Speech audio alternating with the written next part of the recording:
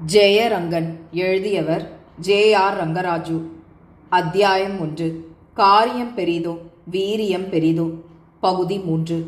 கிருஷ்ணசாமி ஐயங்கார் கூறியதை கேட்டு துரைக்கு கோபம் வந்து, அந்த சுந்தரராஜாவின் சாமர்த்தியத்தை நானே பார்க்கிறேன் என்று சொல்லி வாரண்ட்டுகள் பிறப்பித்தார்.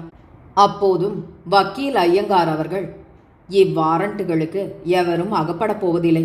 போன வாரண்ட்டுகள் அவர்கள் அகப்படவில்லை என்று திரும்பித்தான் வரப்போகிறது என்று வாழைப்பழத்தில் ஊசி இறக்குவதைப் போல் சொன்னார். ஆ, அப்படியா, பார்க்கிறேன் என்று சொன்னதும் உடனே ஜில்லா போலீஸ் சூப்பரிண்டென்டை கையோடு அழைத்து வரும்படி அனுப்பி அவர் கையில் ரகசியமாய் வாரண்ட்டுகளை கொடுத்து 20 போலீஸ் கான்ஸ்டபிள்களை துப்பாக்கிகள் சகிதம் அழைத்து போய் எப்படியாவது வாரண்ட்டுகளில் குறிப்பிட்ட நபர்களை ஆஜர்படுத்த வேண்டும் என்றும், போலீஸ்காரருக்கு எங்கு என்ன வேலையாய் போகிறார்கள் என்று கூட தெரியாமல் பட்ட பகலிலேயே போய் பிடித்து உடனே கொண்டு வர வேண்டும் என்றும் உத்தரவிட்டார். அவர் சொன்னபடியே மறுநாள் சாயங்காலம் 3 மணிக்கு திருவீரராஜபட்டணம் சென்று ஊர் முழுவதும் தேடியும் வாரண்டில் கண்ட நபர்கள் ஒருவராவது அகப்படவில்லை. எங்கு சென்றார்கள் என்று எவருக்கும் தெரியாதென்று சொல்லிவிட்டார்கள். வாரண்ட்டுகள் சகிதம் சென்ற சூப்பரிண்டென்ட் முதலியவர்கள் திரும்பி வந்து சமாச்சாரம் அறிவிக்கும் முன் சென்னை ஹைகோர்ட்டிலிருந்து வாரண்ட்டுகளை 5 தினங்களுக்கு அமுலுக்கு கொண்டு வராமல் நிறுத்தி வைத்துக்கொண்டு அது சம்பந்தமான சகல ரெக்கார்டுகளையும் அனுப்பும்படி தந்தி வந்தது. தந்தியை கண்டதும் ஜில்லா மேஜிஸ்ட்ரேட் துரை அவர்களுக்கு ஏற்பட்ட ஆச்சரியத்திற்கும் கோபத்திற்கும் அளவே இல்லை. தந்தி உண்மையாயிருக்காதென்றும் சுந்தரராஜாவின் வகையாராலேயே போலி தந்தியை அடித்திருக்க வேண்டும் என்றும் கூட நினைத்தார். 3ஆம் நாள் காலையில் வாரண்ட்டுகளை நிறுத்தி வைக்கும் தடை உத்தரவு ஹைகோர்ட் முத்திரையுடன் வந்தபோதுதான் அவருக்கு உண்மை எனப்பட்டது. அப்போதும் தன்னிடம் கொடுத்த மனு தன் பெட்டியை விட்டு அப்பால் இப்பால் போகாமல் இருக்கும்போது எப்படி சுந்தரராஜா அதன் நகலை ஹைகோர்ட்டில் ஆஜர்படுத்தி வாரண்ட் பிறப்பிக்க சட்டப்படி நியாயமே இல்லை என வக்கீல் வைத்து வாதாடி தடை உத்தரவு வாங்கினார் என்றும், அதற்குள் சுந்தரராஜா சென்னைக்கு எவ்வாறு சென்று வக்காலத்து கொடுத்து கேஸ் நடத்தி தடை உத்தரவு பிறப்பிக்க கூடும் என்றும் அதிக ஆச்சரியப்பட்டார். பிராது தாக்கல் செய்த அன்றைய இரவு நாம் இவ்வளவு சாமர்த்தியமாக வேலை செய்து வாரண்ட்டுகள் பிறக்கும்படி செய்துவிட்டோம் என்று நினைத்து கொண்டு சந்தோஷமாய் வக்கீல் ஐயங்கார் அவர்கள் படுத்துக்கொண்டார்கள். அவர்கள் தூங்காமல் யோசனை செய்து கொண்டிருக்கும் போதே யாரோ தன் படுக்கை அறையின் கதவை தட்டும் சத்தம் கேட்டு, யார் என்றார். பதில் இல்லை. மறுபடியும் கதவு தட்டப்பட்டது. கோபத்துடன் யார் என்றார். அப்போதும் பதில் இல்லை. மறுபடியும் கதவு தட்டப்பட்டது. கோபத்துடன் எழுந்து போய் கதவை திறந்து, யாரடா சனியன் என்றார்.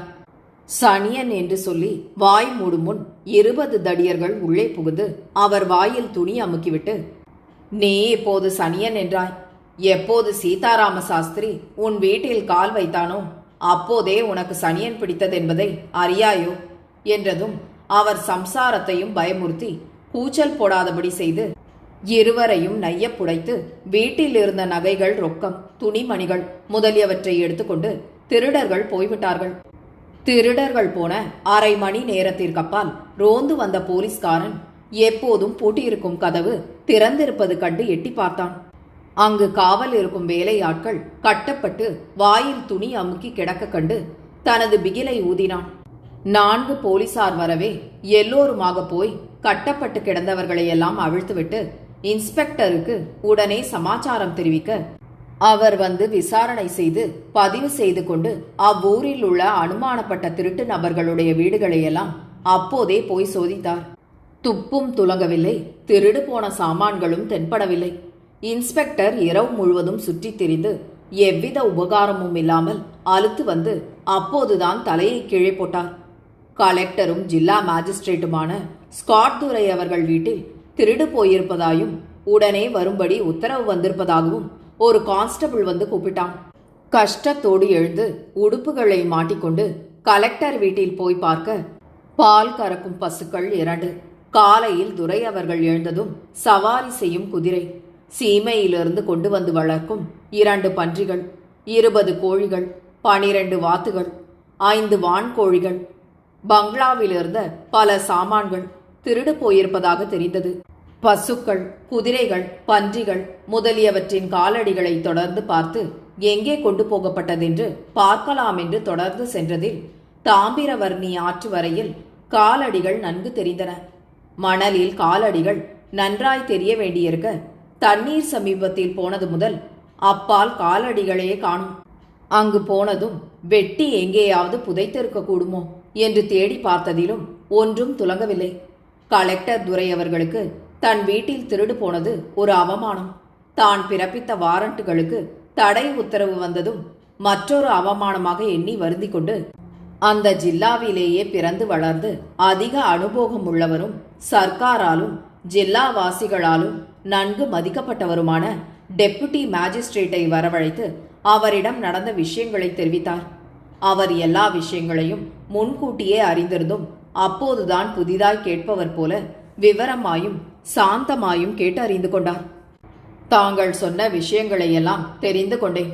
நான் செய்யக்கூடியது ஏதாவது இருந்து தெரிவித்தால் அதன்படி நடத்த தயாராயிருக்கிறேன் என்றார் டெபுட்டி மேஜிஸ்ட்ரேட். அதற்கு ஜில்லா மேஜிஸ்ட்ரேட், வேறொன்றும் இல்லை, என் பங்களாவில் திருடு போனது அதிக அவமானமான காரியம்.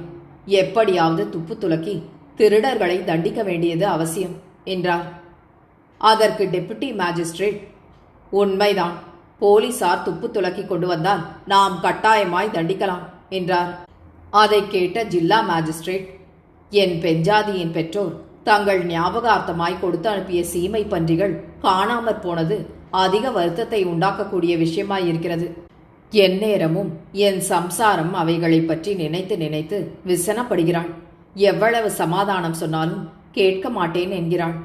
ஆகையால்தான் எப்படியாவது துப்பு துலக்கி திருடரை கண்டுபிடித்து தண்டிக்க வேண்டியது அவசியமாகிறது. எனக்கு முன்னிருந்த ஜில்லா மேஜிஸ்ட்ரேட்கள் எல்லாம் தங்களை பற்றி வெகுவாய் புகழ்ந்து ரகசிய புஸ்தகத்தில் எழுதியிருப்பதோடு தாங்கள் மனம் வைத்துவிட்டால் திருட்டை கண்டுபிடித்து திருடு போன சாமான்களை வரவழைத்து கொடுக்கக்கூடிய சாமர்த்தியம் தங்களுக்கு உண்டு என்று எழுதியிருக்கிறார்கள்.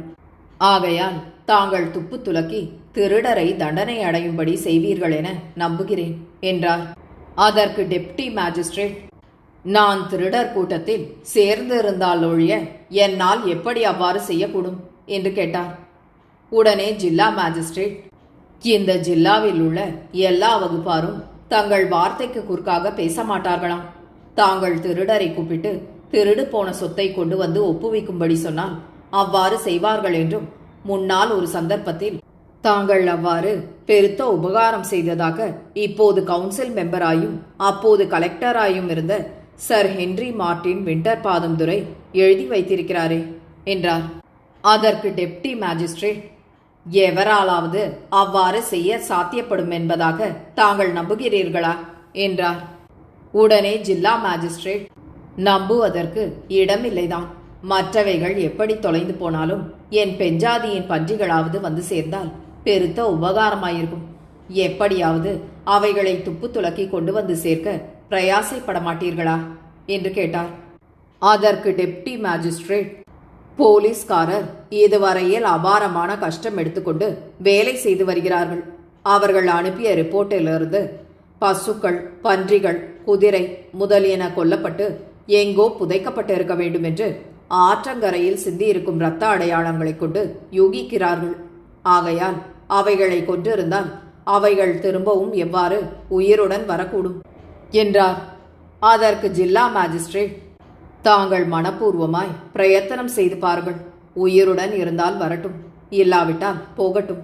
அதை கேட்ட டெப்டி மேஜிஸ்ட்ரேட், அவைகள் உயிருடன் இருந்து அவைகளை தங்களிடம் சேர்ப்பித்தால் அவைகளை திருடியவர்கள் யார் என்றும் எவ்வாறு வேலை செய்து அவைகளை திரும்ப பெற்றேன் என்றும் கேட்காமல் இருப்பதாக தாங்கள் வாக்களித்தால் என்னால் கூடியவரை பிரயாசைப்பட்டு பார்க்கிறேன் என்றார்.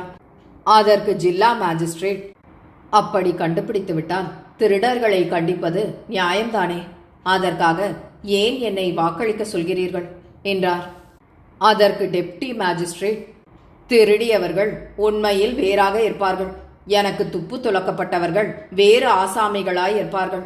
என் தாட்சண்யத்திற்காக சாத்தியப்பட்டால் திருடு போன பொருளை கண்டுபிடித்து சேர்ப்பார்கள். ஆனால் தனது அண்ணன், தம்பி, மாமன், மைத்துனன் முதலானவர்கள் திருடினார்கள் என்று அவர்களை காட்டிக் கொடுப்பார்களா ஒரு காலம் காட்டிக் கொடுக்க மாட்டார்கள். மேலும் திருடருக்குள் இருக்கும் உண்மையான நிர்ணயம் பெரிய பெரிய கௌரவ பட்டதாரிகளில் பெரும்பான்மையோரிடம் கூட காண்பதரிது. தற்கால மந்திரிகள் ஒரு ஓட்டுக்காக சுயநலத்தை கருதி பொது நல காரியங்களில் விட்டுக் கொடுக்கும் பரிதாபகரமான நிலையை பாருங்கள். ஆகையால் திருடரை என்னால் கண்டுபிடிக்க சாத்தியமாகவே ஆகாது. அது போலீசாருடைய வேலை என்றார். அதற்கு ஜில்லா மேஜிஸ்ட்ரேட், சரி, அப்படியே வாக்களிக்கிறேன். சாத்தியப்பட்டால் பன்றிகளை கண்டுபிடித்து என் பெஞ்சாதியிடம் சேர்க்க பாருங்கள் என்றார். உடனே டெபுட்டி மேஜிஸ்ட்ரேட், பன்றிகள் இதுவரையில் இறந்திருக்காமல் இருந்தால் கொண்டு வர பிரயாசைப்படுகிறேன் என்றார். அதை கேட்ட ஜில்லா மேஜிஸ்ட்ரேட், மெத்த சந்தோஷம். இன்னும் ஒரே ஒரு விஷயத்தை பற்றி தங்களுக்கு உண்மை தெரிந்திருந்தால் தயவு செய்து சொல்லுங்கள். வக்கீல் கிருஷ்ணசாமி ஐயங்கார் என்னிடம் பிராது கொடுத்தார். நான் அந்த பிராதை யாருக்கும் காட்டாமல் வாரண்டுகள் பிறப்பித்தேன். அப்படி இருக்க வாரண்டில் குறிப்பிட்ட ஆசாமிகள் இருக்கும் ஊருக்கு போலீஸ் சூப்பரிண்டென்ட் போய் சேரும் முன் அந்த ஆசாமிகள் ஹைகோர்ட்டில் பிராதுக்கு நகல் கொடுத்து தடை உத்தரவு பிறப்பிக்க எப்படி சாத்தியமாயிற்றென்று தங்களுக்கு தெரியுமா என்று கேட்டார். அதற்கு டெப்டி மேஜிஸ்ட்ரேட், தங்களிடம் பிராது கொடுத்து தாங்கள் வாரண்ட் பிறப்பித்த அன்று சாயங்காலம் ரயிலில் சுந்தரராஜுவும் அவர் வகை 10 மனிதர்களும் சென்னைக்கு போகும் ரயிலில் ஏறியிருந்தார்கள். என்னை கண்டதும் சுந்தரராஜு இறங்கி வந்து என்னிடம் பேசிவிட்டு சென்றார். அப்போது தன் பேரில் தன் விரோதிகள் ஏதோ கேஸ் தொடர்ந்திருப்பதால் ஹைகோர்ட்டுக்கு மனு செய்து தடை உத்தரவு வாங்க வேண்டிய ஏற்பாடுகள் செய்யும்படி தமது சென்னை வக்கீலுக்கு தந்தி அடித்திருப்பதாகவும் தாங்கள் நேரில் போய் வக்காலத்தில் கையெழுத்துகள் போடுவதற்காகவும் பிரமாண வாக்குமூலங்களில் கையொப்பம் விடுவதற்காகவும் போவதாக சொன்னார். அப்போது ரயில் புறப்படும் நேரமாகிவிடவே விவரமாய் சொல்லாமல் வண்டியில் ஏறினார். வண்டியும் உடனே புறப்பட்டு விட்டது.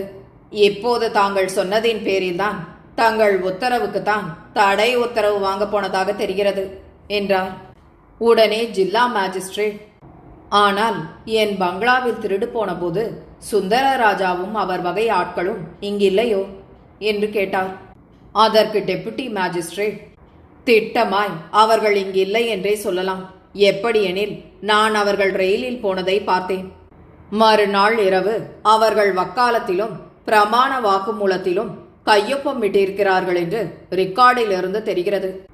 ஆகையால் இங்கில்லை என்றே நினைக்க வேண்டியிருக்கிறது. அன்று சாயங்காலம் தாங்கள் என்னை கேட்டபோது இவ்விஷயங்கள் எனக்கு தெரிந்திருந்தால் நான் அப்போதே அவர்கள் ரயிலில் போன விஷயத்தை தெரிவித்திருப்பேன். மதுரை ஸ்டேஷனிலேயே அவர்களை கைதியாக்கியிருக்கக்கூடும். தாங்கள் சொல்லாததால் தான் அவர்கள் போய் தடை உத்தரவு வாங்க அவகாசம் ஏற்பட்டது என்றார். அதை கேட்ட ஜில்லா மேஜிஸ்ட்ரேட், அவ்விஷயத்தை பகிரங்கப்படுத்தக்கூடாதென்று தங்களிடம் சொல்லவில்லை. அதன் முடிவு இக்கதியாயிற்று. இக்கேஸ் இனி எக்கதியானால் என்ன? தயவு செய்து எப்படியாவது பன்றிகளை பெற பிரயாசைப்படுங்கள் என்று சொல்லி அனுப்பிவிட்டார்.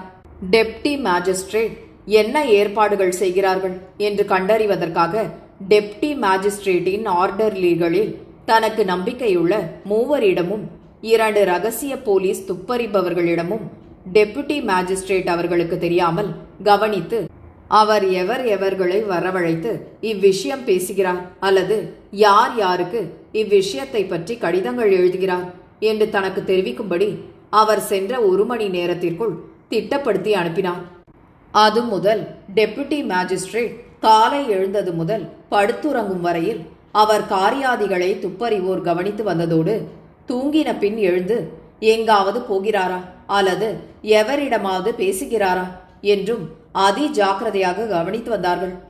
அவர் வழக்க பிரகாரம் தமது வேலைகளை கவனித்து வந்தாரே ஒழிய இவ்விஷயத்தை பற்றி எவரிடமும் பிரஸ்தாபிக்கவில்லை. அன்றாட நடவடிக்கைகளை பற்றி ரிப்போர்ட் துப்பறிவோரிடமிருந்து போய்கொண்டே இருந்தது. 4வது நாள் காலை 3 மணிக்கு துரை பங்களாவில் சேவல்கள் கூவும் சத்தம் கேட்டது. திருநெல்வேலி கலெக்டர் துரை அவர்கள் பங்களாவுக்கு சமீபத்தில் எவருடைய வீடுகளும் இல்லை என்பது அங்கு போய் வந்தவர்களுக்கெல்லாம் நன்றாய் தெரியும். கலெக்டர் துரை அவர்களின் பெஞ்சாதி சேவல் கூவியதை கேட்டதும் துரை அவர்களிடம் அவ்விஷயத்தை தெரிவித்தார்கள். அவர் ராக்காலமானதால் தூரத்தில் சேவல் கூவுவது சமீபத்தில் இருப்பது போல் இருக்கும் என்று சொன்னார். 2 நிமிஷங்களில் மறுபடியும் கூவியபோது இருவரும் கவனித்து தங்கள் கோழிக்கிடங்கில்தான் சத்தம் கேட்பதாக நினைத்தார்கள். உடனே பாராக்காரனை கூப்பிட்டு கோழிக்கிடங்கை போய் பார்த்து வர சொன்னார்கள்.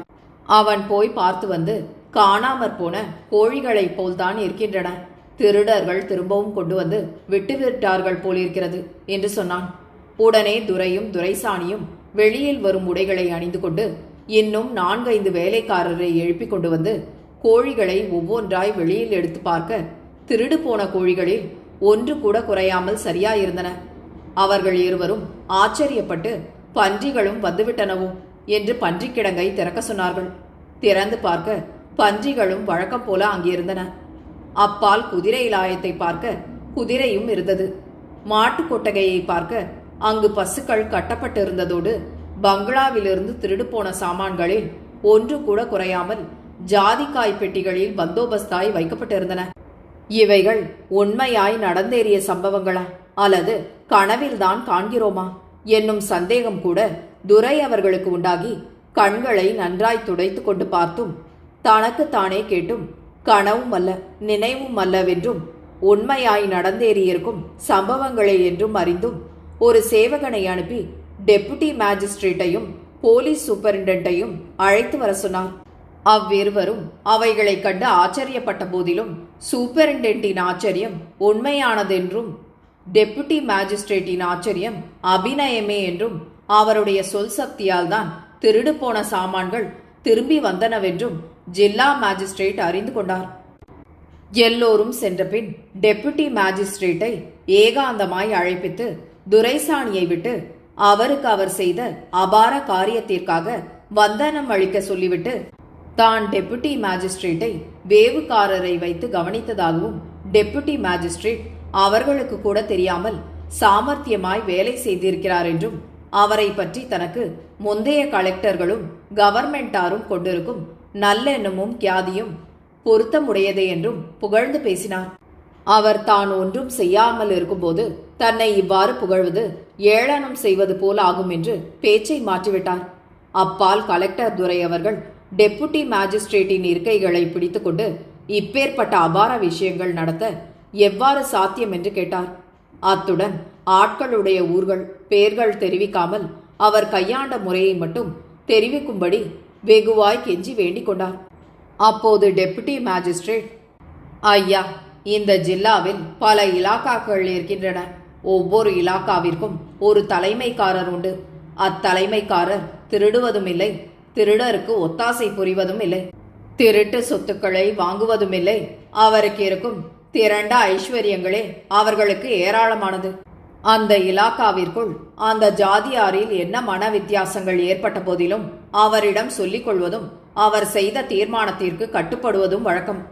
அந்தந்த இலாக்காவில் அந்தந்த இலாக்காக்காரரே திருடுவார்களே ஒழிய அடுத்த இலாக்கா திருடர்கள் அந்த இலாக்காவிற்கு சாதாரணமாய் வருவதில்லை.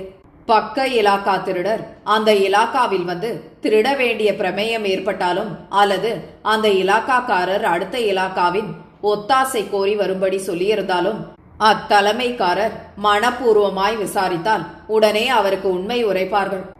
ஆதலால் தாங்கள் அன்று என்னிடம் சொல்லி அனுப்பியதும் நான் வீடு சென்றவுடனே இந்த இலாக்காவின் தலைமைக்காரருக்கு ஒரு கடிதம் எழுதி தபாலில் போட்டுவிட்டேன்.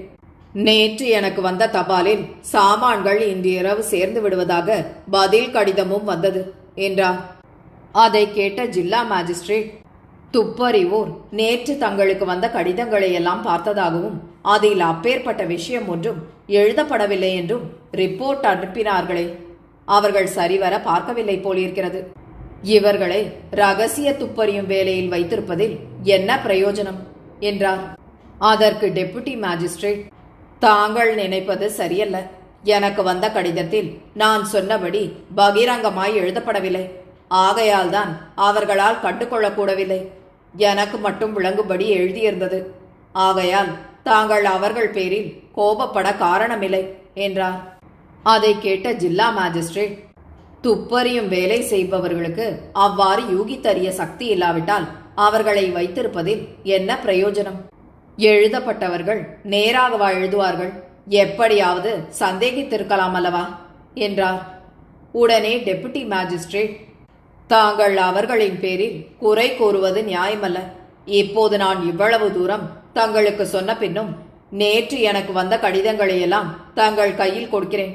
தாங்கள் வாசித்து பார்த்து சந்தேகப்படக்கூடியபடி எழுதப்பட்டிருக்கிறதா என்று பாருங்கள் என்று சொல்லி பல கடிதங்களை கொடுத்தார். அவர் வாங்கி வாசித்துவிட்டு, அதில் ஒன்றிலும் இன்று அனுப்புவதாக எழுதப்படவில்லையே, பின் தாங்கள் எவ்வாறு சொன்னீர்கள் என்றார். அப்போது டெபுட்டி மேஜிஸ்ட்ரேட் அக்கடிதங்களிலிருந்து ஒரு கடிதத்தை எடுத்து கொடுத்தார். அதில் பின்வருமாறு எழுதியிருந்தது: திருச்செந்தூர் எஜமானர் அவர்களுக்கு முருகக் கடவுள் கிருபையால் அநேக அனுகூலங்கள் உண்டாவதாக.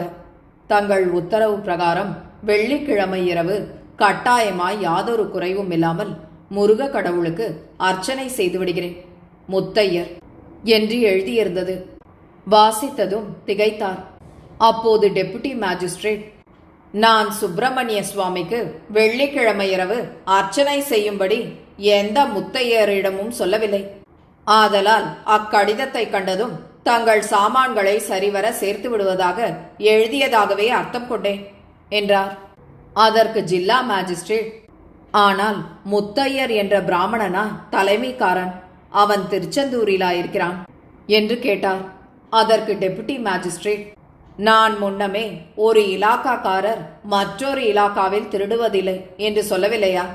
அவர் ஊர் திருச்செந்தூர் என்றும் அவர் பெயர் முத்தையர் என்றும் தாங்கள் நினைத்து கண்டுபிடிக்க முயன்றால் இந்த யுகமெல்லாம் தேடினாலும் முடியாது. முன்னமேயே என்னிடம் ஊர் பெயர் கேட்கக்கூடாதென்று தங்களிடம் வாக்குறுதி பெற்றுக்கொண்டேன். அவர் இந்த இலாக்காவை சேர்ந்தவர் என்று மட்டும் என்னால் சொல்லக்கூடுமே ஒழிய மற்ற விவரங்கள் சொல்ல சாத்தியப்படாது. தாங்கள் இஷ்டப்பட்டால் திருச்செந்தூர் முத்தையர் என்பவர் மூலியமாய் துப்பு துலக்க பாருங்கள் என்று சொன்னார். அப்பால் சில நேரம் இதர விஷயங்களை பேசிக் கொண்டிருந்துவிட்டு சென்றார். திரு ஜே.ஆர். ரங்கராஜு அவர்களின் இந்த நாவலை உங்களுக்காக வாசித்தது நிமா மனோ. கேட்டு மகிழ்ந்து விரும்பி பகிர்ந்து பதிவு செய்யவும் நன்றி.